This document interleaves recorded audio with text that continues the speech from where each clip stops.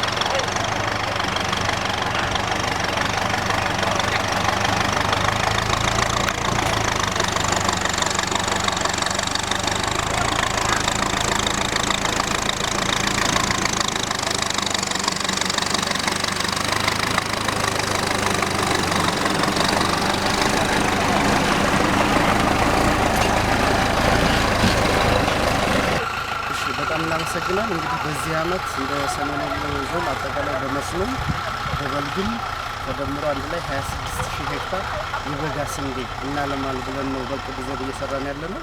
ከዚህ ውስጥ እንግዲህ የሚጠበቅ ምርት ከ900,000 ኩንታል በላይ አምርተን በቂ የሆነ ምርት እናመርታል ብለን ነው እያሰብን እየሰራን ያለነው።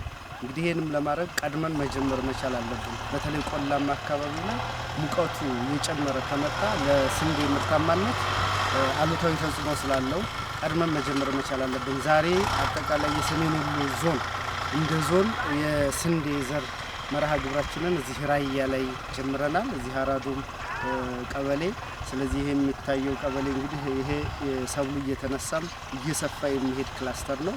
የስንዴ ዘር የስንዴ ምርት ራያ ላይ ከዚህ በፊት አይታወቅም ነበረ። አሁን ደግሞ በተለየ መንገድ እየተለመደ ከመጣ ወደዚህ የተሻለ ምርታማነት እየተገኘ ያለበት ሁኔታ ነው ያለውና ስለዚህ ዛሬ እንደ ዞን ኦፊሻሊ ይህንን 26000 ሄክታር ለማልማት ራያ ምድር ላይ መተን ዞናዊ የሆነ የዘር ፕሮግራማችንን የጀመርን መሆኑን ለማብሰር ፈልጌ ነው።